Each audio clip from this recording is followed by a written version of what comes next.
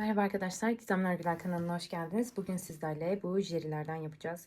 Yapımı birazcık zorlayıcı ama yani o da aslında örmesi zor değil. Sadece parçası çok fazla olduğu için o biraz zaman alıyor. Ama bence sonuca değer. Çok güzel oldular. Gerçekten içime sinerek ördüğüm bir oyuncak oldu. Sonuca da bayıldım. Biraz tarif çıkarması benim için zordu ama güzel oldu. Hazırsanız malzemelerimize geçelim. Şöyle bir koton ip kullandım arkadaşlar. Acı kahve. Bu şekilde belirgin yanakları yapmak için kullandığım bir ip. Şöyle siyah bir ip kullandım. Alize'nin Baby Bestlerinden her zaman bunu kullanıyorum. Bitene kadar da kullanacağım arkadaşlar. Şu göz kısımlarını ve ağız kısımlarını yaptık. Şöyle Gala Ecosoft'lardan bir ip bu da. Ama bunların renk kodu yok maalesef. Bu şekilde buraları falan yaptım bununla da. Yine böyle Alize'nin Cotton Gold'larından beyaz rengi kullandım. O da şu göz kısımlarını yapmak için. Kulak içleri için de yine Gala'nın Ecosoft'larından kullandım. Pudra pembesi olarak geçiyor. Şöyle bir ip kullandım arkadaşlar. Bu ihraç fazlası bir ipti. Ben bunun rengine bayıldım. Ne örebilirim diye aldım ve bu oyuncak aklıma geldi. Bunu yaptım. Şöyle bir markası var. Yani bilmiyorum daha önce duydunuz mu ama ben hiç duymadım. Bu arada iplerimin hepsi, kadife iplerimin 100 gramı 120 metre arkadaşlar. Yani bilmiyorum, internette bakın, eğer bulabilirseniz aynısını bakın. Ama renk kodu falan da yazmıyor yani. Bu rengi buldum ben. Sepetin içindeydi, aldım. Çok hoşuma gitti. Çakmak kullandım. Şöyle 2 tane tığ kullandım arkadaşlar. 2,5 ve 4,5 milim. Elinizin sıkılığına göre değişir arkadaşlar tığ numarası. Eğer sıkıysa birazcık daha gevşek numaralarda kullanın. 5 falan kullanın. Makas kullandım. Ben iğnelerimin hepsini kullandım arkadaşlar. Siz belki kullanmayabilirsiniz. Şöyle orta boy bir burun kullandım. Bir de ilmek belirleyici arkadaşlar. Bu kadar, malzemelerimiz çok da fazla değil. Metremi bulabilirsem size ölçü vereceğim. Oyuncak kaç santim onu ölçelim. Şu anda siz tam göremiyorsunuz ama. Şimdi ben ikisini farklı ördüm aslında. Şöyle bakıyorum. Bu yaklaşık olarak 33 santim arkadaşlar. Bu ilk ördüğüm oyuncak. Bunun kafası birazcık daha büyüktür buna göre. Bu kaç santim olmuş? Bu da size tarifini verdiğim oyuncak arkadaşlar. Bu da yaklaşık olarak 36 santim arkadaşlar. Bu 3 santim daha büyük olmuş. Bu da bacak kısmından kaynaklı. Bunun bir tık daha gövdesini ve bacak kısmını uzun tuttum. Bunun da kafası büyük olmuştu. Bunun kafası çok büyük geldiği için bunun tarifini de birazcık küçülttüm arkadaşlar, ama eğer büyük yapmak isterseniz şurada ördüğümüz 5 sıra düz vardı. 42 sık iğne. Onun bir tanesini 48 sık iğne yapın. 6 sık iğne bir arttırma. Buraya gelince de 3 tur örün. Sonra diğer 5. turda da onu azaltın arkadaşlar. Bu şekilde. Kanalıma abone olup bana destek olursanız çok sevinirim. Takıldığınız bir yer olursa sorabilirsiniz. Tabii de unuttum. Elyafta kullandım arkadaşlar. Oyuncak elyafı kullanıyorum ben. Boncuk elyafta olur. Hazırsanız, malzemeleriniz de hazırsa hadi gelin beraber örelim. Arkadaşlar, kolumuza başlıyoruz. Öncelikle sağ kolu yapacağım. Şöyle bir sihirli halka yaptım. İçine 6 tane sık iğne yaptım. Burayı çekmeyi unutmuşum maalesef. Diğerini de yine beraber yaparız sol kolda. Bir tane kapatma işlemi yapıyorum. Yanına gel. Buraya 2 adet sık iğne yapıyorum. Aynı yere 2 tane sık iğne yaptım. Yani arttırma yaptım. İlk yaptığım sık iğnenin tepesine ilmek belirleyici takıyorum. Şimdi bütün 6 tane olan sık iğnelerimin hepsinin içine arttırma yapıyorum. Yani 2 adet sık iğneyi aynı noktaya yapıyoruz. Toplam 12 tane sık iğnemiz olacak sıramızın sonuna geldiğimizde.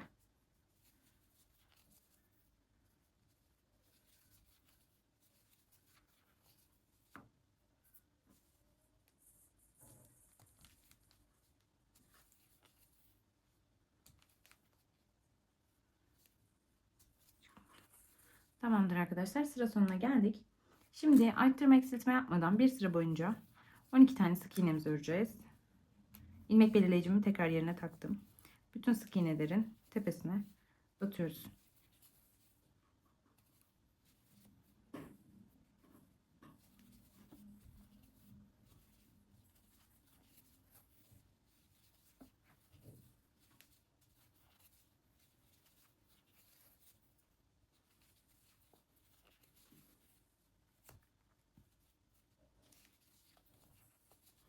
Şimdi baş parmakları yapacağız birazdan.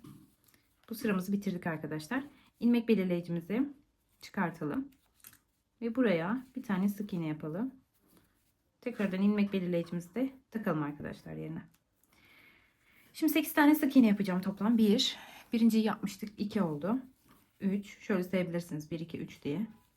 4, 5, 6, 7. Bu da 8 arkadaşlar. Şimdi bir tane popcorn yapacağız. Yani baş parmak yapıyoruz aslında. Tığımın başını doladım arkadaşlar, bakın. Buraya bir tane batıyorum ve ilk ikisinden çıkartıyorum. Şöyle yakınlaştırayım.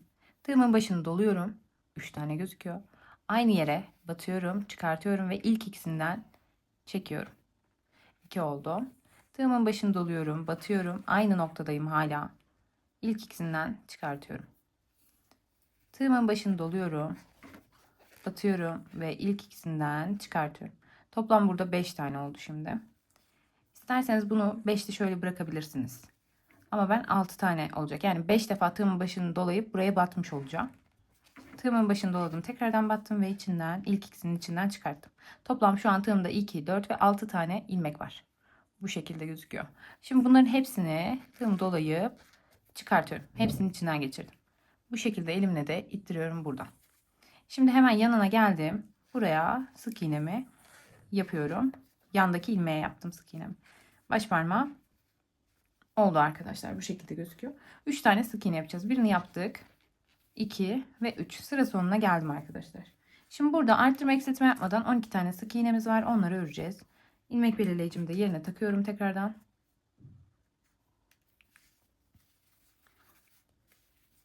Hepsini örüyorum arkadaşlar. Arttırma eksiltme yapmıyorum. Toplam 12 adet sık iğnem var. Şimdi şurada sayın. Şu popcorn'a geldiğinizde 2, 4, 6, 7, 8, 9, 10, 11 ve 12. Buna da batıyoruz. Gördüğümüz hepsine ilmek olarak hepsine batıyorum. Bu şekilde arkadaşlar. Şimdi sıramızın sonuna geldik. Şu an 5. sıramız bitmiş oldu. 6. sıraya başlıyoruz. Şimdi 2 sık iğne, 1 eksiltme yapacağız 6. sırada. Şunu bir çıkartalım. Buraya tekrardan bir tane sık iğne yapıyorum. İlmek belirleyicimi buraya takıyorum. Şimdi 2 tane sık iğne öreceğim. Bir tane eksiltme yapıyorum. Burada yine dıştan alıyorum arkadaşlar. Ben hepsini eksiltmelerin gizli olarak yapıyorum. 1, 2 sık iğne. Sadece benden taraftaki taraflarını alıyorum. İlmeklerin. O şekilde eksilttim. 3 tane eksiltme yapacağız. 2 tanesini yaptık. 2 tane sık iğnemizi de ördük. Şimdi sonuncuya da eksiltmemizi yapıyoruz. Tamamdır arkadaşlar. Şimdi arttırma eksiltme yapmadan 9 tur boyunca 9 tane şu anda sık iğnemiz var. Bunu örüp gelelim arkadaşlar. 15. sırada görüşeceğiz. 15'te öreceğiz, geleceğiz. 9 tane sık iğneyi 9 tur boyunca örüp gelelim. Bitirdim arkadaşlar. Buradan sayıyoruz. 15 tane olduğunda bitmiş oluyor. Sayalım. Şuradan saydım ben. 1, 2, 3, 4, 5, 6, 7, 8, 9, 10, 11, 12, 13, 14, 15. Bitti. İlmek belirleyicimi çıkarttım. Onun olduğu yere batacağım. Ve kapatma işlemi yapacağım bu şekilde.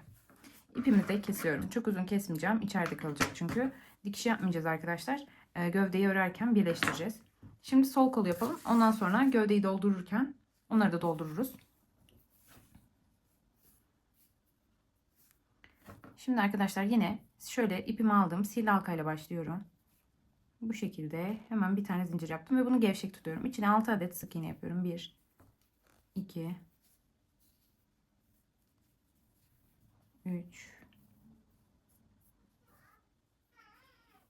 4, 5 ve 6. Şimdi sil halkamızı kapatıyoruz. Bu şekilde. İlk yaptığımız sık iğnenin tepesine batıyoruz. İçinden geçiriyoruz. Arkadaşlar kapama işlemimizi yaptık. Hemen yanına geldik. Buraya bir tane arttırma yapacağız. İlk sık iğneyi yaptıktan sonra hemen ilmek belirleyicimi takıyorum. Aynı yere bir tane daha sık iğne yapıyorum şimdi. 6 tane sık iğnemiz vardı. 12 tane sık iğne olacak sıra sonunda. Hepsine arttırma yapıyoruz.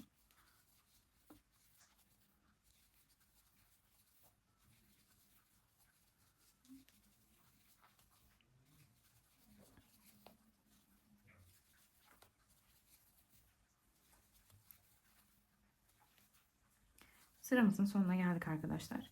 İlmek belirleyicimizi çıkartalım şimdi. Bir tane sık iğne yaptık. Tekrardan ilmek belirleyicimizi buraya takıyoruz. Şimdi burada arkadaşlar 12 tane sık iğnemizi arttırma eksiltme yapmadan bir tur öreceğiz.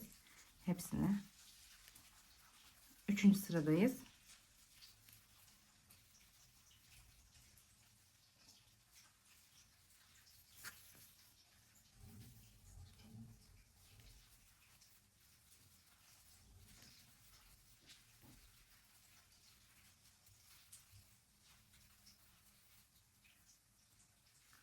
Sıramızın sonuna geldik. İlmek belirleyicimizi burada çıkartıyoruz. 3 tane sık iğne öreceğiz şimdi. Sol kolumuzu yapıyoruz arkadaşlar. Tekrar hatırlatayım.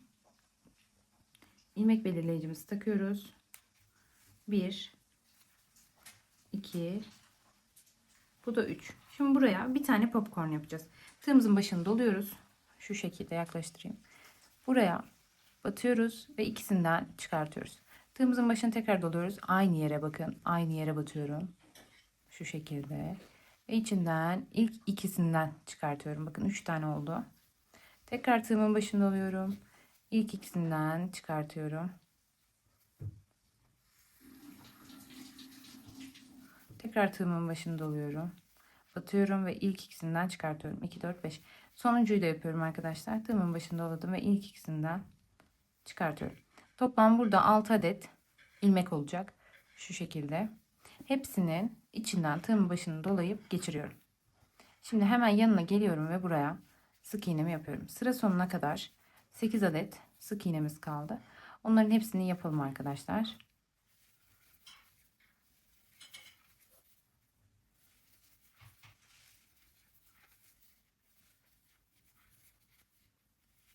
Yaptık. Sıramızın sonuna geldik. Şimdi arttırma eksiltme yapmadan bir sıra örelim 12 tane sık iğnemizi. İlmek belirleyicimizi takalım. Hepsini örüyorum arkadaşlar. Bakın arttırma yaptığım popcorn yaptığım yer var. Onları da örüyorum. Oradakileri de aldım.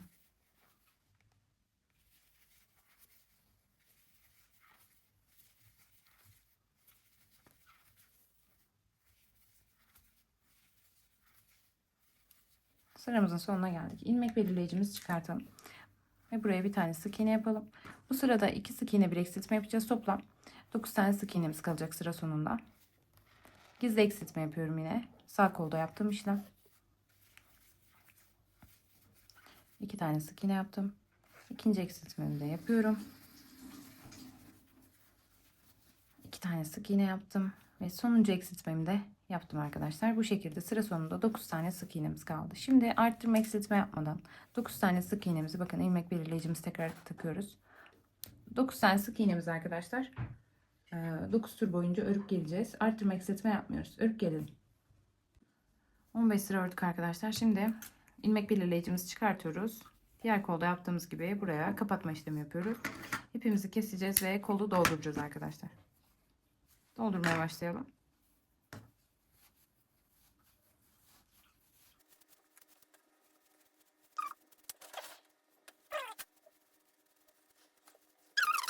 Kollarımız bu şekilde hazır.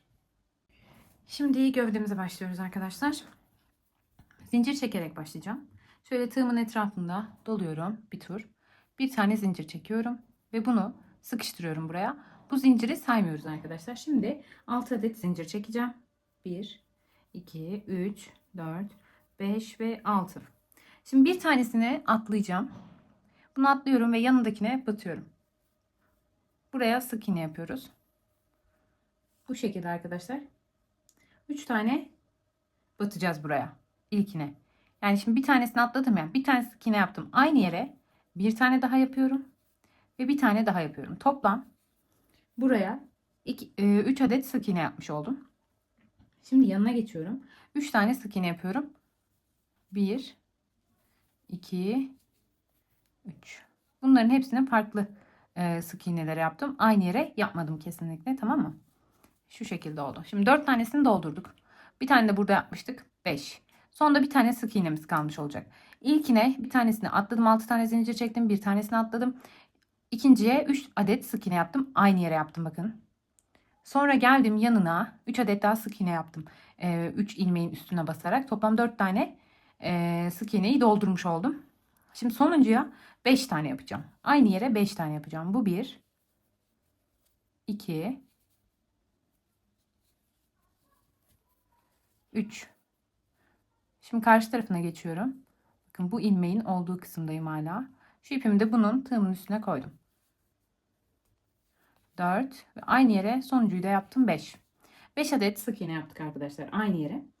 Şimdi 3 tane daha sık iğne yapacağım. Hemen yanına 1,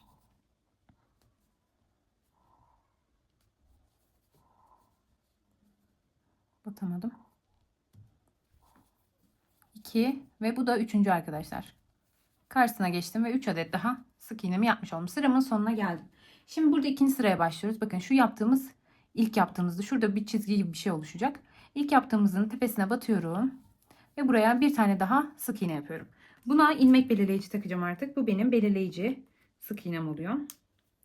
İlmek belirleyici taktım arkadaşlar. Şimdi buraya 3 adet arttırma yapacağım. İlk yaptığımın içine bir tane daha yapıyorum yani. Birinci arttırmam olmuş oluyor.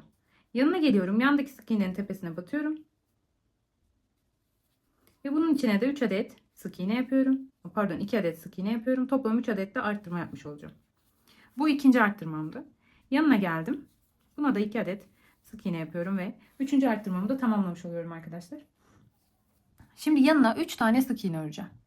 Yandaki ilmeğe batıyorum. Birinci sık iğne. Onun yanına batıyorum. İkinci sık iğnem. Onun yanına batıyorum. Bu da 3. sık iğnem. 3 adet sık iğnemi de ördüm. Şimdi 5 adet arttırma yapacağım. Şu birinci arttırmam oluyor. Aynı yere 2 defa batıyorum. Bu birinci arttırma. Yanına geldim. Buraya da 2 tane batıyorum. İkinci arttırma. Buna da batıyorum 2 defa. 3. arttırma. 4. arttırma. Ve bu da 5. arttırmam arkadaşlar. Sonuncu arttırmamızı da yapıyoruz. Şimdi sıranın sonunda 3 tane sık iğnemiz kaldı. 1, 2 ve 3. Bitti arkadaşlar. İkinci sıranın sonunda 22 tane sık iğnemiz oluştu. Şimdi ilmek belirleyicimi çıkarttım. Burada blue şeklinde örme yapacağım. Taban kısmı belli olsun diye yapıyorum bu örgüyü de. Blue demek de şimdi şurada 2 tane tarafı var ilmeğin. Ön taraf şöyle göstereyim. Bu ön taraf. Bir de şurada arka taraf var. Şimdi blue örgü demek sadece arkalarını örmek demek. Bakın sadece arkadan aldım. Öndeki ilmeğimin ön tarafını bıraktım. Benden taraftakini bıraktım. Şöyle bir çizgi gibi bir şey oluştu. Buna ilmek belirleyicimi tekrar takıyorum. Bir sıra boyunca arttırma eksiltme yapmadan 22 adet sık iğnemizin hepsini blue şeklinde örüyoruz arkadaşlar. Yani hepsinin ilmeklerin tek tarafını alıyoruz. Bütün ilmeklerin. O da sadece arka kısmı. Ön kısmını almıyoruz arkadaşlar.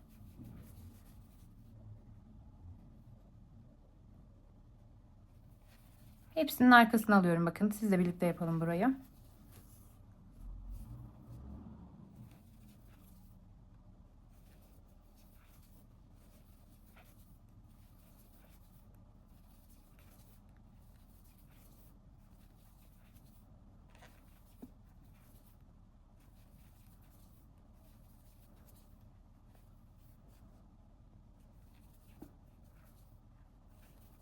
Tamamdır. Hepsinin arkalarını aldım ve ördüm. Bakın şöyle bir çizgi oluştu. Gözüküyor mu acaba? Şurada şöyle bir çizgi oluştu. Yani ilmeklerin ön kısmı kaldı arkadaşlar. Şimdi arttırma eksiltme yapmadan ilmek belirleyicimizi bir çıkartalım. Tekrar yerine takalım. Her sırada aynı işlemi yapacağız. İlmek belirleyicimizi her zaman yerinde tutacağız. Bu bizim belirleyici ilmeğimiz çünkü. Arttırma eksiltme yapmadan 22 tane sık iğnemizi 4 ve 5. sıralar yani 2 tur boyunca örüp gelelim arkadaşlar.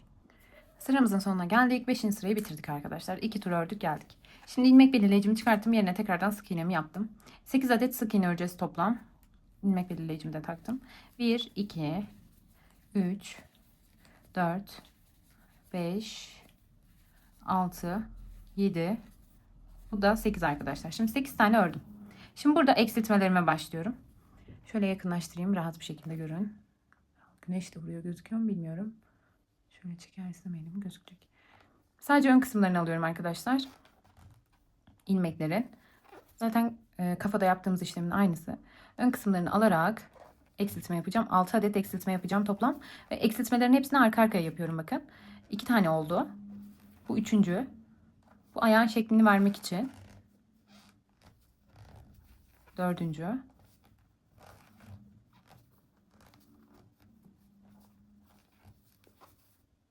Beş. Da sonuncu arkadaşlar. 6. Sonda 2 tane sık iğnem kaldı. Onları da düz bir şekilde örüyorum sık iğne olarak. Bu sıramızı da bitirdik arkadaşlar. 7. sıradayız. Şimdi ilmek belirleyicimi çıkarttım. Bir tane sık iğne yaptım oraya. Yerine taktım. Şimdi yine 8 tane sık iğne öreceğiz. 2, 3, 4, 5, 6, 7, 8. Şimdi 3 adet eksiltme yapıyorum yine arka arkaya. Birinci, ikinci, üçüncü. 3 tane eksiltme yaptım yine. Sonda 2 tane sık iğnem kaldı. Onları da örüyorum arkadaşlar. İlmek belirleyicimizi çıkartalım ve yerine tekrar bir sık iğne örüp takalım. Şimdi arttırma eksiltme yapmadan 2 tur boyunca şu anda 13 tane sık iğnemiz kaldı. Arttırma eksiltme yapmadan 2 tur boyunca onları örüp gelelim arkadaşlar. Şimdi arkadaşlar 2 tur ördüm geldim 13 tane sık iğneyi. 10. sıraya başladık. Bir tane buraya sık iğne yapıp ilmek belirleyicimi tekrardan takıyorum. Şimdi 5 tane sık iğne öreceğim. 2, 3, 4 ve 5. Bir tane artırma yapıyorum. Aynı ilmeğin içine 2 adet sık iğne yapıyorum yani. Şimdi tekrardan 6 tane sık iğne örüyorum. 1, 2, 3, 4, 5, 6. Sonuncu ilmeğime de bir adet arttırmamı yapıyorum. Bu da bacak bombesi için arkadaşlar.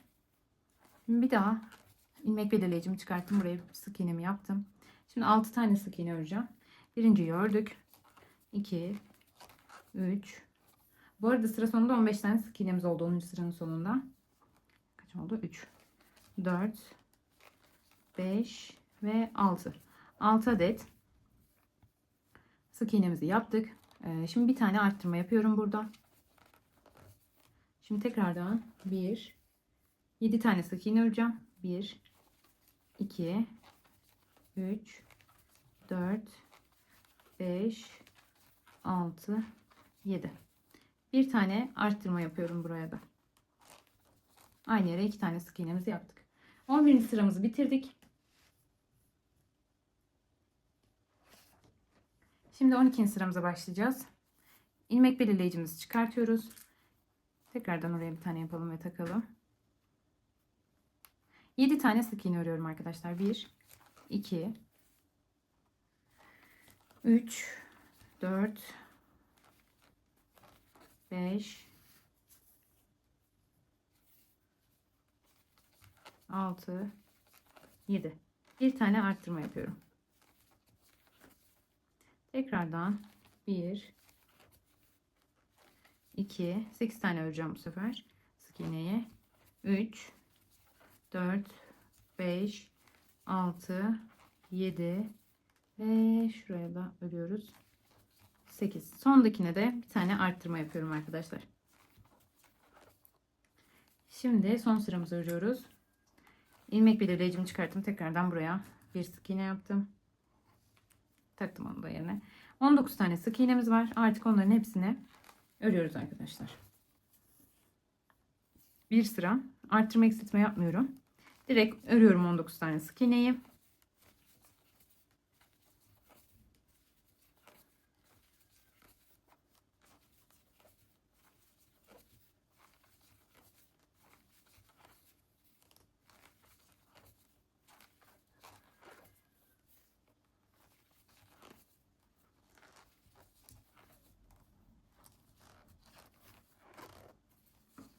Tamamdır arkadaşlar. Şimdi bundan bir tane daha öreceksiniz. Toplam 2 tane olacak şekilde bacaklarımız.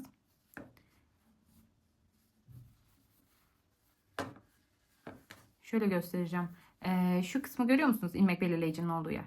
Bunda buraya batıp içinden geçirdim yani şöyle ipimi. İçinden bunun içinden çıkardığım sık iğne alır gibi. Bunun içinden de geçirip sisi yaptım. Kapama yaptım. Ve bu şekilde gözüktü. Bunda ise bu işlemi yapmıyorum arkadaşlar. Bu şekilde bırakıyorum. Şimdi burada 9 tane sık iğne öreceğiz. Bakın buna birleştirme için devam ediyoruz. Bunda örmedik. Direkt buraya geldik. 19 tane sırayı ördük. İlmek belirleyicimizin olduğu yere geldik ve oradan bir ilmek alıp kapama işlemi yaparak bıraktık kenarda. İkinci ayaktaysa sıramızın sonuna geldik. Normalde burada bunu alıp bakın şöyle aldım. Şunun içinden de geçirdim. Ve bu şekilde ipimi çıkartıp şuradan da kestim arkadaşlar. Kapama işlemi yaptım. Ama bunu da öyle yapmıyoruz. Buraya hemen 9 tane sık iğne yapıyoruz. Birinciyi yaptık. İlmek belirleyicimizi tekrar buraya takıyoruz. 1, 2, 3, 4, 5, 6, 7, 8 ve 9. Bu da şöyle ortalamak için. Şöyle ortaladığımda şu kısım tam ortası mı diye bakıyorum. Evet, tam ortası arkadaşlar. Şöyle düz tuttuğum zaman.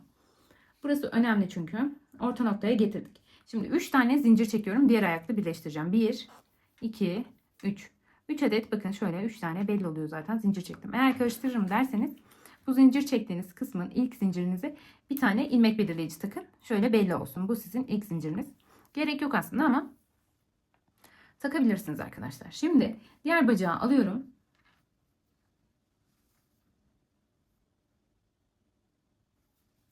Bunun da orta kısmını bulalım. Şuradan.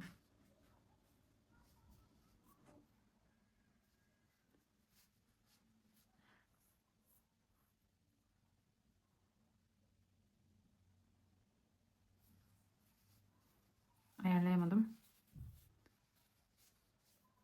Evet. Şu bakın. Şu bitirdiğim kısım 1 2 ilmek yanına şöyle 2 ilmek yanına bir tane sık iğne ile birleştirme yapacağım. Bu bitirdiğim kısım 1 2 ilmek yanına batıyorum. Bunun sebebi arkadaşlar ortasını bulmaya çalışıyorum aslında. Şöyle tuttum. Bakın tam ortası şurası oluyor. Şöyle. Bu biraz kayıyor. Tam ortasına 1 2 ilmek yanına yani 3. ilmeğe batıyorum arkadaşlar. Yani sizde bu değişiklik gösterebilir. Hemen yanı olabilir. 2 ilmek değil 1 ilmek sonrası olabilir. O yüzden çok takılmayın. Önemli olan burada orta noktayı bulmak. Bu şekilde katlayıp orta noktayı bulmak. Benim ortası şurası arkadaşlar. Ben buraya yapacağım. Burayı da bir tane sık iğne ile birleştirdim. Tamamdır arkadaşlar. Şimdi sık iğne yapmaya devam edeceğiz. Burada 19 tane sık iğnemiz vardı. Bunların hepsini örelim şimdi. Şu 1, 2, 3,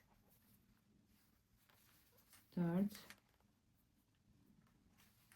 5, 6, 7, 8, 9, 10, 11, 12, 13, 14, 15, 16. Şimdi bakın kapama yaptığım yere geldim. Şurası. Burayı da öreceğim. 17. Hemen burayı da öreceğim. Yanındakini alıyorum. Bıraktım bir tane. 17, 18. Ve bu da 19 arkadaşlar. 19 tane sık iğnemizi ördük. Şimdi her bir zincirin ortasına birer tane sık iğne yapacağım. Şu önce bakın şu nasıl gösterebilirim? Şu zincirimin olduğu kısım bakın şurada çektiğim zincirin başlattığım kısım var ya, kapama yapıp başlattığım kısım. Bunun dibine de bir tane sık iğne yapıyorum. Tamam mı? Bu fazladan aslında bu 19 tane ördük. Burası fazladan olmuş oluyor ama bunu da örüyoruz arkadaşlar. Dibine bir adet daha sık iğne yapıyoruz. Hem delik kalmasın diye hem bir tık daha bolluk olsun diye yapıyorum bu işlemi.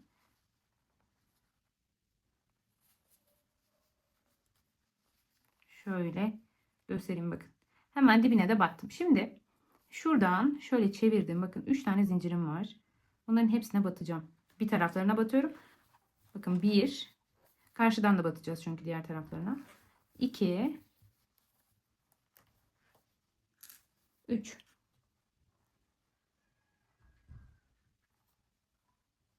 Şu sonuncuya da batalım. Tamamdır. 3 adet yaptım arkadaşlar. Şimdi 11 tane sık iğne yapmamız gerekiyor. Şu sıra başımıza kadar sayalım buradan da. 2, 4, 6, 8, 10 ve 11. Hemen yanına geldim ve buraya 11 adet sık iğne yapacağım. Şurada bir tane daha fazlalık veriyoruz. Pardon, şurayı unuttuk. Hemen zincirin dibine de batıyorum yine. Bu fazladan arkadaşlar. Normalde şuraya batmam lazımdı. Onu fazladan yaptım.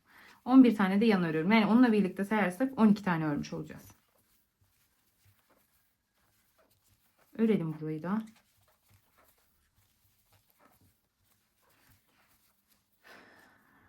...46 adet sık iğnemiz oluşacak arkadaşlar. Şu anda bakın bütün ilmekleri sayıp geldiğinizde 46 adet sık iğnemiz var. Şu aradaki 3 taneyi de sayacağız. 6 olarak sayacağız. Zincir yaptığımız için. Orayı da öreceğiz çünkü birazdan tekrar. İlmek belirleyicimi çıkartıyorum ve tekrardan buraya ilmek belirleyicimi ördüm, taktım. Şimdi buraya 1, 2, 3, 4, 5, 6, 7, 7. Dakika, yanlış saymayayım. Şurada eksiltme yapacağım bir tane. 45'e düşüreceğim ilmeklerimi. 8. Şu kısım. 8. Şurada yapabilirim arkadaşlar eksiltmemi. Aslında arttırdığım kısmı şimdi tekrardan eksiltiyorum. Bunun sebebi de 2, 3. Şurada yapayım ya.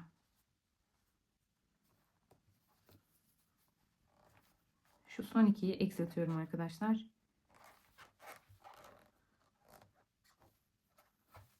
Bir tane eksilttim. Zincirlerim vardı bakın. Zincirlerime de yine 1, 2, 3. 3 adet sık iğnesine örüyorum. Bu da diğer taraf olmuş oluyor. O yüzden tek dalınıyor şu anda. Yani bir tarafını çünkü burada örmüştük. Bu şekilde. Sıra sonuna kadar öreceğiz. Arkadaşlar bu sırada az önce yanlış söylemişim size. Geçen sırada 45 tane sık iğnemiz vardı. Şimdi bu sırada da kalan, yani o yaptığımız 45 tane sık iğnenin hepsini örüyoruz. Şimdi şurada bakın zincirin ön kısmını örmüştük. Bir de arka kısmı var. Şimdi şu arka kısım zincirin, şurada 3 tane. Onları da normal sık iğne yaparak örüyorum. Tek taraflanıyor bakın.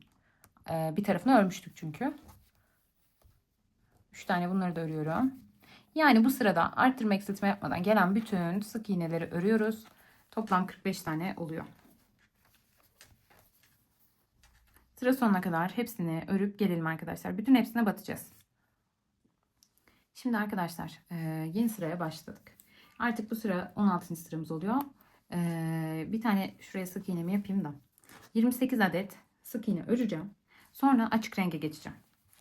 2, onu da göstereceğim size. 3, 4, 5, 6, 7,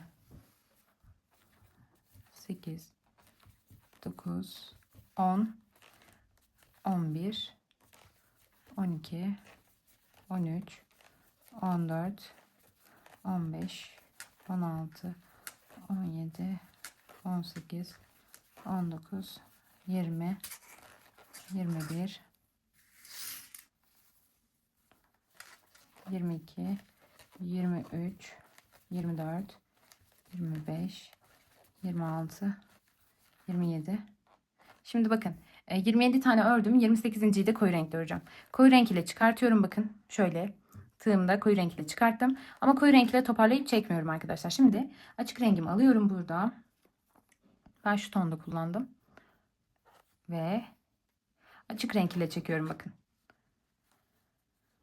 Böyle gözükecek. Şimdi açık renk ile örmeye devam edeceğim arkadaşlar. Açık rengimi şurada bıraktım. Toplam 9 adet açık renkle öreceğim. 9 sık iğne. Geldim yandakine. Şu 1, 2, 3, 4, 5, 6, 7, 8, 9. Sonuncuyu bakın yine sonuncuyu buradan taktım. Bunu da çektim. Bu sefer de koyu renk ile çıkacağım. Pardon, kameraya vurduk. Şuradan koyu rengimi çekiyorum arkadaşlar. Kasmayacak şekilde çıkartıyorum içine. Böyle gözüküyor. Şu kısmın kasmaması lazım arkadaşlar. Buna dikkat edelim. Şimdi kalan ilmeklerimi arttırma eksiltme yapmadan koyu renk ile örüyorum. Sıramızın sonuna kadar örelim. Sıramızın sonuna geldik. ilmek belirleyicimizi çıkarttık. Buraya tekrardan bir tane sık iğnemizi yaptık. İlmek belirleyicimizi takıyoruz. Şimdi arkadaşlar 26 adet sık iğne örüp gelelim koyu renkli. 26 tane örüp gelelim. 26 tane ördüm arkadaşlar. Bakın şimdi. Şuradan beyaz olanı getiriyorum. Ve beyaz ile çıkartıyorum bunu. Beyazı burada öreceğim. Şimdi içeriden örmeye devam edeceğim. 26 tane sık iğne ördüm. Beyazı bir dakika. Beyazı pardon ya, yanlış yaptım. Şimdi 26 tane sık iğnemizi ördük. Bir tane eksiltme yapıyorum burada. Şöyle çıkardım bakın. Şimdi bunu açık renk ile yapacağım. Buradan eksiltip buradan arttırma yapacağım şimdi. Açık renk ile geçtim. Şöyle şurayı da ayarlayalım. Şimdi açık rengi alıyorum ve buraya bir tane arttırma yapıyorum. Açık rengin ilkine. Bir tane arttırma yaptım. Aynı yere 2 tane battım. 7 tane sık iğne yapacağım şimdi. 1 2 3 4 5 6 7. Bir tane arttırma yapıyorum. Arttırmayı çıkarken de bu şekilde bırakıyorum. Şimdi arkadaşlar bir tane arttırmamızı yaptık sonda. Şu şekilde. Sonuncuyu çıkartmadım. Açık renkle. Şimdi koyu renk ile onu çıkartıyorum. Bir tık da çekiyorum şöyle koyu rengime. Şurada potluk olmasın diye bakın şu kısmı. Şöyle yapıyorum. Açık rengi de örerek diyorum. İsterseniz koyu rengi de örerek gidebilirsiniz. Ama ben burada belki hoş durmaz diye örmüyorum onu. Şimdi bununla çıktım. Hemen yanına koyu renkte bir adet eksiltme yapıyorum. Ördük. 6 tane sık iğne yapıyorum. 1 2 3 4 şöyle bu da 6. Tekrar sayayım. Bir tane eksiltme yapıyorum. 6. 6 tane ördüm. Şimdi diğer tarafa geçiyorum arkadaşlar. Burada da yine 25 tane sık iğnemiz var. Burayı örelim. 25 sık iğneden sonra şurada yine bir tane eksiltme yapacağız. Oraya kadar gelelim arkadaşlar. 25 tane sık iğnemi ördüm. Bakın şimdi burada tekrardan bir adet eksiltme yapıyorum. Koyu renkteyim hala. Çıkarttım. Şimdi açık renk ipimi alıyorum. Ve çıkartıyorum bu ikisinin içinden. Şimdi buraya bir tane arttırma yapıyorum açık renk ile. Şimdi 9 tane de sık iğnemi örüyorum arkadaşlar. Burada bakın şu açık renk ip var ya. Bunu da buradan örerek gidiyorum. Bakın şuraya getirdim. 2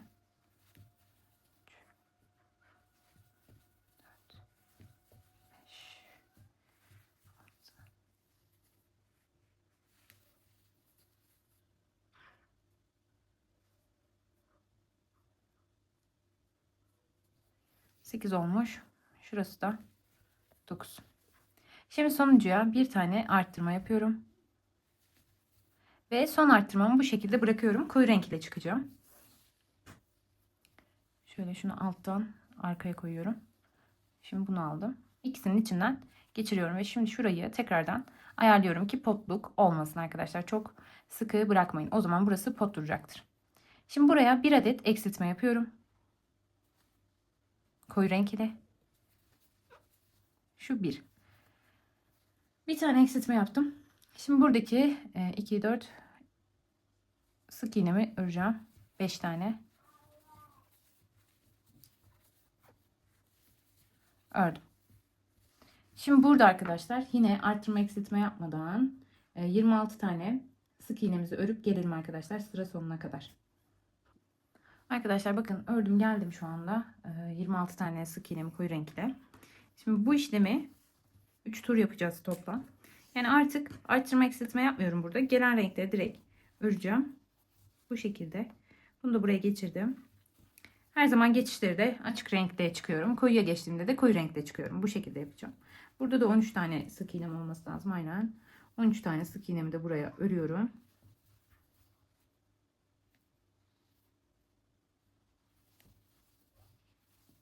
Bakın hala 45 adet sık iğnem var. Sık iğne sayım değişmiyor sıra sonuna geldiğimde. Çünkü burada bir arttırıyorsam burada bir eksilttiğim için değişmiyor arkadaşlar. Sıramın bakın sonuna geldim. Açık renk olan kısmı bitirdim. Şimdi koyu renk olan kısma geçiyorum. Ve şunu geriye doğru aldım. Koyu renk ile çıkıyorum. Buradan bu şekilde örmeye devam ediyorum. Kaç tane? 1, 2 ilmek belirleyicimi çıkarmıştım. Onu tekrar takmayı unutmuşum. Şurada olması lazım. 2 oldu. Toplam 6 tane öreceğim. 3, 4, 5 ve 6. 6 tane ördüm. Şimdi şurada ilmek belirleyicim vardı. Tamam. Bu sırayı bitirdim arkadaşlar. Şimdi artırma eksiltme yapmıyoruz. Az önce yaptığımız gibi burasına 13, şurasına 16 ve şunun tamamen çevresine 26 tane sık iğne olacak şekilde örüp gelelim arkadaşlar. Bunu şimdi bir turunu yaptık. Biz normalde 3 tur yapıyoruz. 2 tur daha örüp geleceğiz. Yani 19'u yaptık. 20 ve 21'i örüp gelelim arkadaşlar.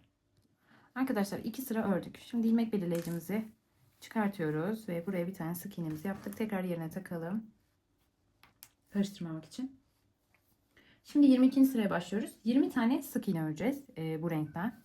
Örüp gelelim burayı. 20 adet sık iğneyi örüp gelelim. 20 tane sık iğnemizi ördük. Şimdi bir tane eksiltme yapıyoruz. Hala koyu renkteyim bakın ip olarak. Yanlarda eksiltiyorum. 4 tane sık iğnemi örüyorum. 1 2 3 dördüncüye battım. Ve açık renge geçiyorum arkadaşlar burada. Açık renk ipimi alıyorum. Ve açık renkle örüyorum. Bu şekilde. Şu koyu ipimi de bir tık çektim. Bolluk olmasın diye. Şimdi açık renk ipimizden hemen ilkini eksiltme yapacağız. Şuradan eksilterek ilerliyorum. Sonra yine 9 tane sık iğnemi yapacağım. 3 4 5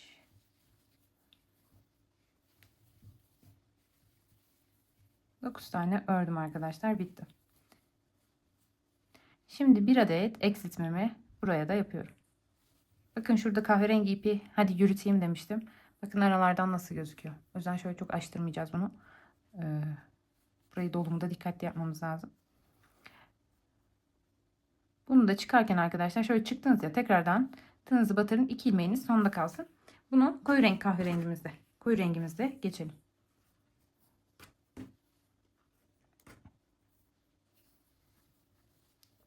Çıkarttım. Şimdi buraya yine bir tane 4 tane sık iğne örüp bir tane eksiltme yapacağım. 6 taneydi ya normalde. Buraya da eksiltmemizi yapacağız. Eksiltmeyi yana getiriyorum. Az önce yaptığım gibi. 2 oldu.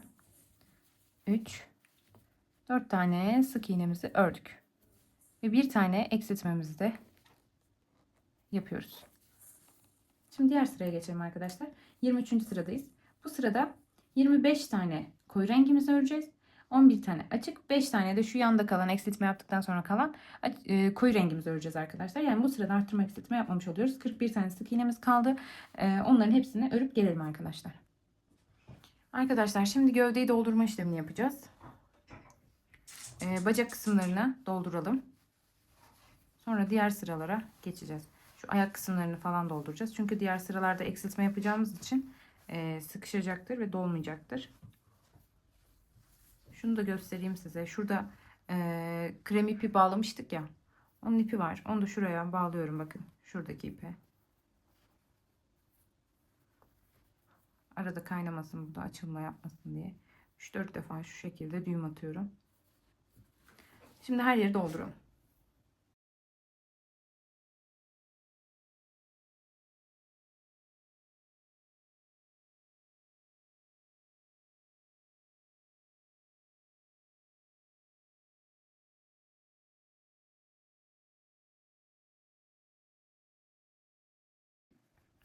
Bu sırayı da bitirdik arkadaşlar.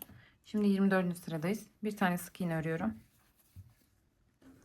İlmek belirleyicimi de yerine taktım. Şimdi 20 tane koyu renk öreceğiz ilk önce. 20 tane örüp gelelim arkadaşlar buraya kadar. 20 tane sık iğnemizi ördük arkadaşlar. Şimdi bir tane eksiltme yapıyoruz burada. 3 tane sık iğne örüyoruz. 1, 2, 3. Üçüncüyü, bakın sonuncuyu bu şekilde çıkarttım. Açık renkle çekiyorum.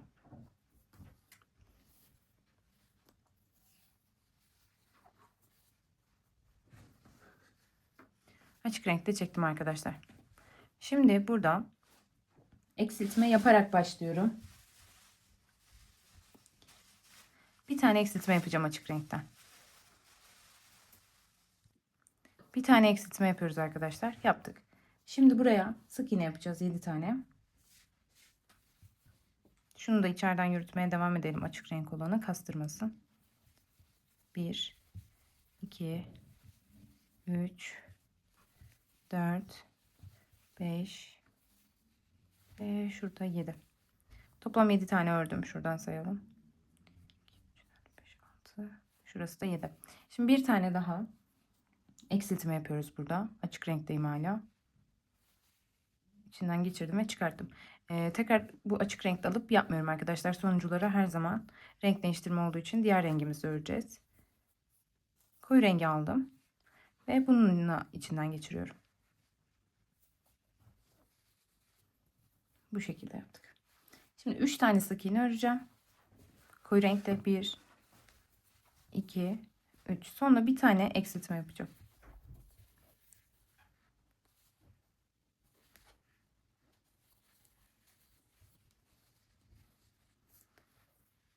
Diğer sıramıza başlıyoruz. İlmek belirleyicimi çıkarttım. Şimdi tekrardan arkadaşlar 25. sıradayım. 20 tane sık iğne öreceğim. Koyu renkle. İlmek belirleyicimi de tekrar yerine takacağım. 20 tane sık iğneyi örüp gelelim arkadaşlar. 20 tane sık iğnemi ördüm. Bir tane eksiltme yapıyorum burada. Ve sonda kalan 2 tane sık iğnemi de örüyorum arkadaşlar. Sonuncuyu yine çıkarttım. Açık rengimize geçiyoruz.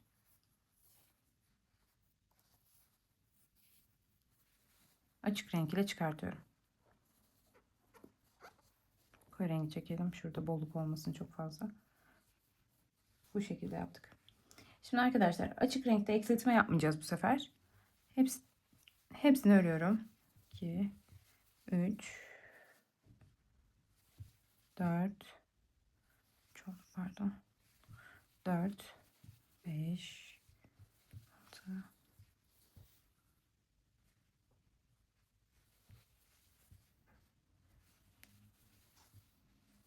toplam 9 adet oldu. Şurada sayalım yine. 2, 4, 6, 8, 9. Şimdi bunu çıkartmıyorduk. Koyu renge geçiyorum.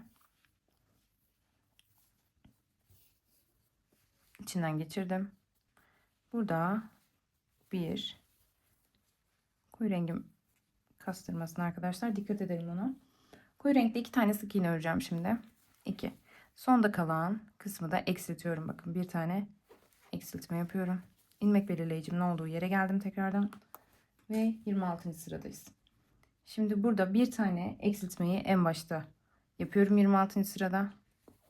Ve ilmek belirleyicimi onun yerine takıyorum. 26. sırada eksiltme ile başladım arkadaşlar. 16 tane de sık iğneyi örüp gelelim burada. 16 tane sık iğnemi ördüm arkadaşlar. Şimdi bir tane eksiltme yapacağım yine. Eksik görmüşüm. 15, 16. 16.'yı da ördüm. Bir tane eksiltme yapıyorum burada. Sonda kalan 2 tane sık iğnem var. Onları da örüyorum. 1, 2. Açık renge geçiyorum. Bu şekilde geçtim. Şimdi açık renkte 9 tane sık iğneyi örerek devam edeceğim. 1, 2, 3, 4,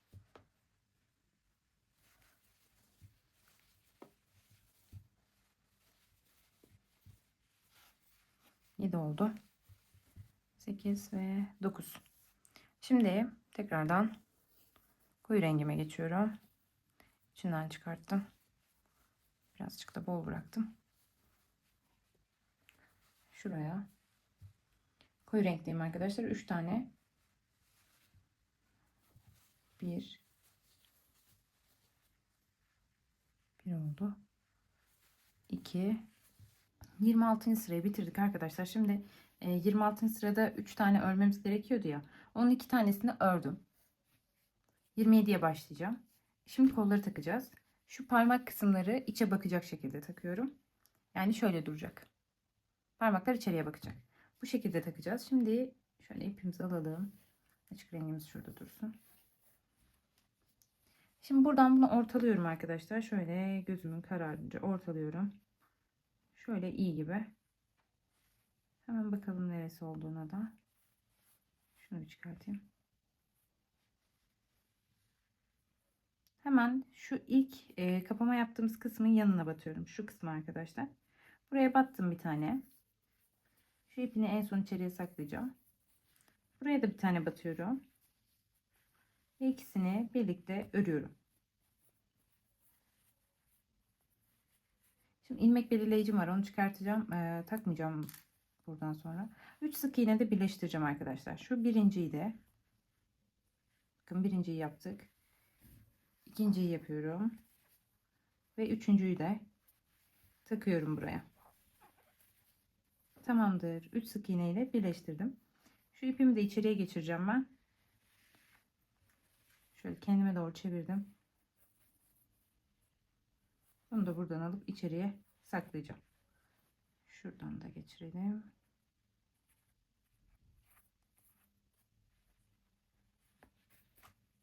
Tamamdır.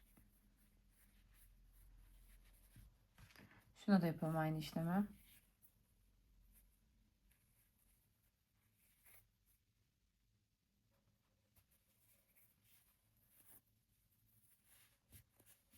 Tamam.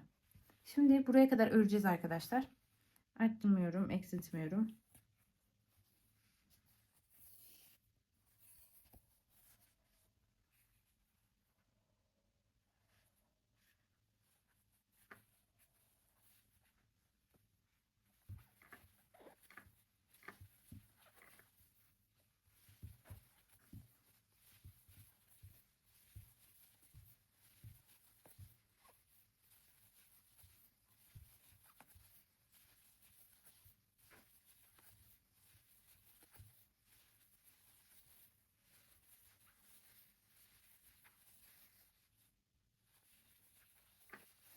Evet arkadaşlar, şimdi bakın burada 2 tane bıraktım. Burada da 3 tane kalacak şekilde. Yani şurada 5 tane sık iğnem kalacak şekilde ördüm sıra sonuna kadar. Sıra sonunda 5 tanesini bıraktım. Çünkü kol takacağız yine. Yine iç kısımda kalacak bakın. Şu şekilde parmağımız. Şuraya hemen kapama yaptığım yerin yanına yine battım buradan. Ve bunu takıyorum gelen ilmeğe. Yanına da yapıyorum aynı işlemi. Buraya da taktığımda tamamdır. Toplam 3 tane de taktım arkadaşlar. 2 tane de sık iğne kalacak. Şurada. Bunu da örüyoruz. Bunu da çıkartıyoruz. Şimdi açık rengi alacağız. Çıkma işlemini açık renkte yapacağız.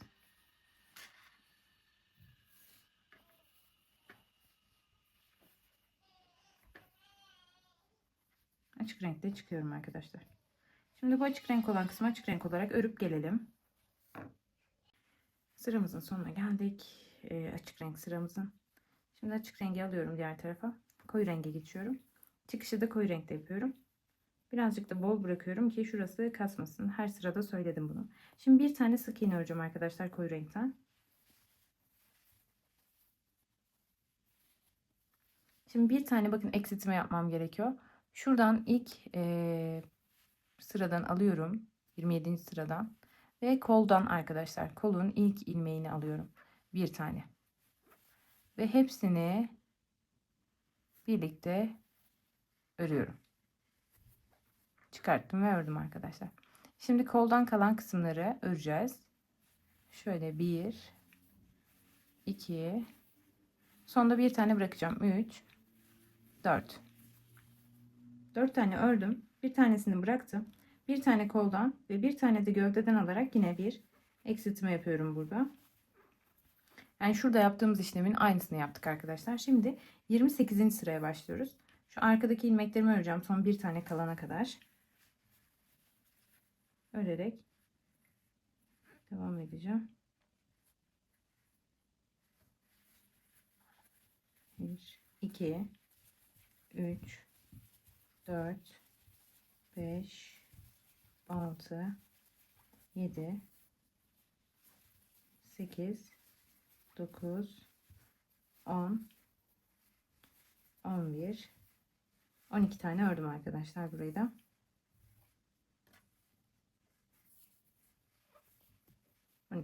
Sonunda bir tane ilmeğimi bırakmıştım. Az önce yaptığım işlemi burada da tekrarlıyorum. Bir tane oradan alıyorum, bir tane koldan alıyorum ve ikisini birlikte örerek eksiltiyoruz. Şimdi tekrar sonunda bir tane kalana kadar kol örüyorum. 1, 2, 3 ve bunda da 4 tane ördüm. Sonuncuda bir tane kaldı. Onu da alıyorum ve gövdeden sonuncuyu alarak birlikte örüyorum bu ikisini. Şimdi gövdeye geçtik. Ön kısımdayız. Şimdi burada bakın bir tane koyu renk sık iğnem var. Onu örüyorum. Ve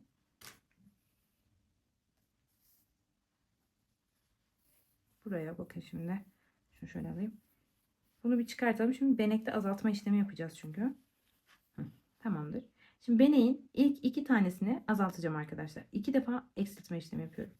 Bu birinci eksiltme.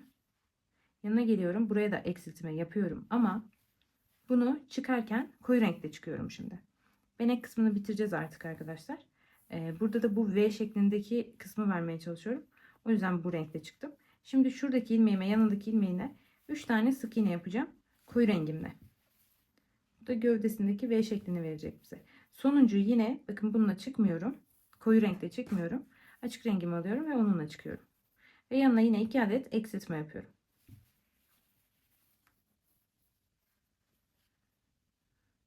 Burayı da eksiltelim. Tekrardan bu sona geldiğimde koyu rengimi alıyorum ve onunla çıkış yapıyorum. Açık renkte işimiz bitti arkadaşlar. Onun ipini keseceğim şimdi. Şurada bir tane sık iğnem var. Onu bir öreyim. Şu şekilde V'liği yaptık. Şöyle göstereyim. Şöyle duracak arkadaşlar. Şimdi bunu kesebiliriz artık. Açık rengi birazcık uzun kestim. Şuradaki ipime de karışmasın. Şimdi yeni sıraya başlıyoruz arkadaşlar. 29. sıradayız. Şimdi burayı tekrar çıkartacağım. Eksiltme yapacaktık. Unuttum. Şimdi arkadaşlar bunu buradan çıkarttım. Şuradan bir tane kalan sonuncu ilmeğimi alıyorum. 28'deki ilmeğim oluyor. Bu 29. sıranın kol kısmındaki ilmeği de alıyorum ve ikisini birlikte örüyorum. Bu şekilde. Eksiltme yapmış oldum aslında. Şimdi koldan devam edeceğim. Takabilirsem. 1, 2.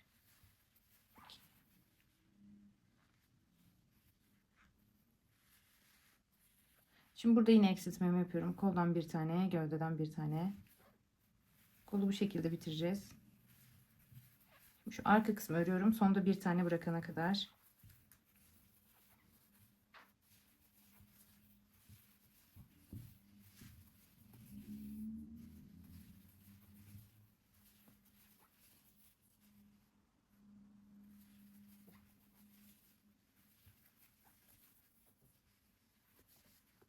Yapıyorum.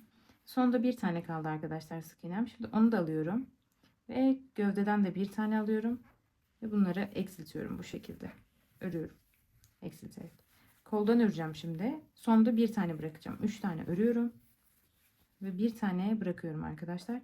Onu da bir gövde bir de kol alarak bitiriyorum bu sırayı da çıkarken. Şu şekilde. Artık krem renk ipimizi kullanmayacağız. O yüzden bu kısmı düz örebiliriz. Bu şekilde. Şimdi burada 2 tane sık iğne öreceğim. 2 tane ördüm. Bir tane eksiltme yapıyorum bu aşamada. Şu kahve kısmına denk geliyor eksiltmemiz. 2 sık iğne örüyorum. Bir eksiltme yapıyorum. Tekrardan bir sık iğne örüyorum. Bir tane daha eksiltme yapıyorum buraya. Başta yapmıştık ya, onu orantılamaya çalışıyoruz. Tamam, bu sırayı da hallettik. Burada tekrardan bir tane sık iğnemiz var. Onu da örelim. Tamamdır. Şimdi 2 tane sık iğne öreceğim. 1, şurayı örüyorum. 1, 2. Toplam 2 tane sık iğne örüyorum. Burada. Bir tane eksiltme yapacağım. Yeni sıradayız. 30. sıra bu. Eksiltmemi yapıyorum şimdi. Tamamdır. Şimdi 4 tane sık iğne öreceğim. 1, 2, 3, 4. Bir tane daha eksiltme yapacağım.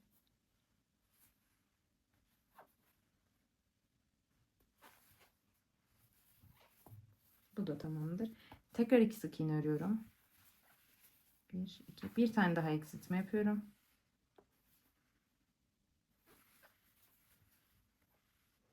Dört tane sık iğne örüyorum.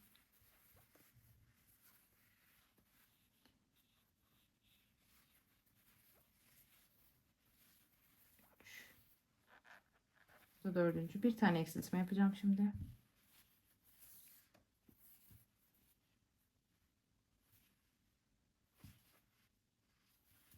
Eksiltme işlemini de yaptım. Şimdi kaç tane oluyor? 1, 2, 3. 2 tane sık iğne öreceğim. Şuraya. 1, 2.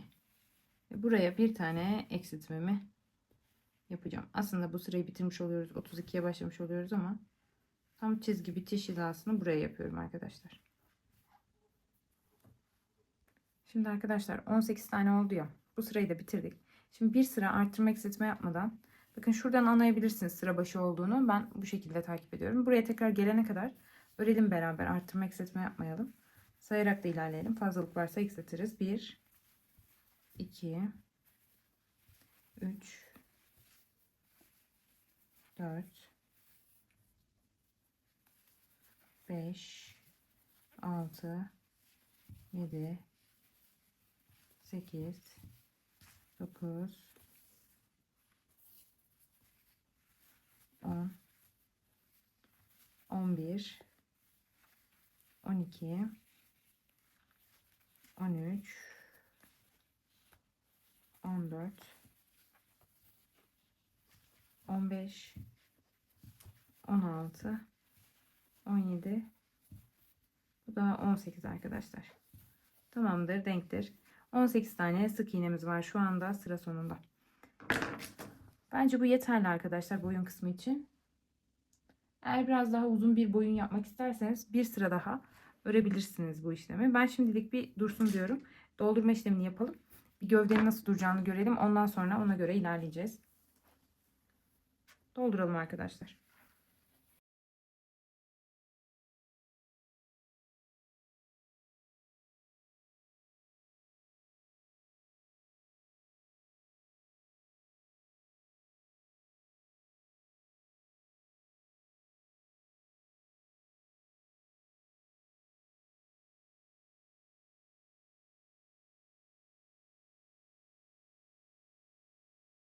Arkadaşlar şöyle doldurdum. Bakın şurada bir yamukluk var. Bilmiyorum burada fark ediyor musunuz? Çok az ama onu da şöyle elimle çekiştirerek düzeltiyorum. Şöyle tutuyorum burada.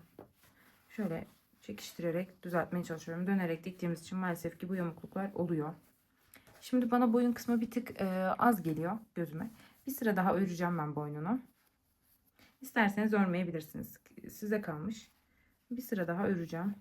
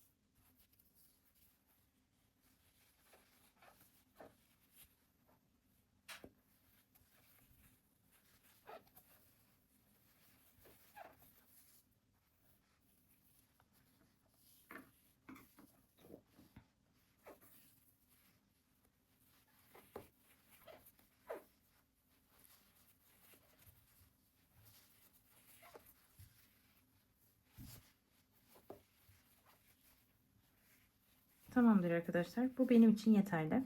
Bu boyun kısmı.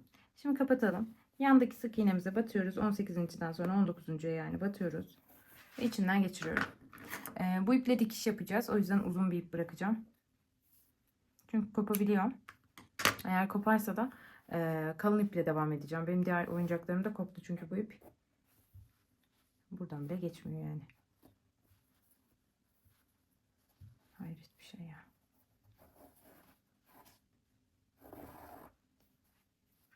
Tamamdır arkadaşlar. Gövdemiz hazır. Diğer aşamalarına geçebiliriz. En son part 3 dikiş aşamamız var. Oraya kadar ilerleyelim.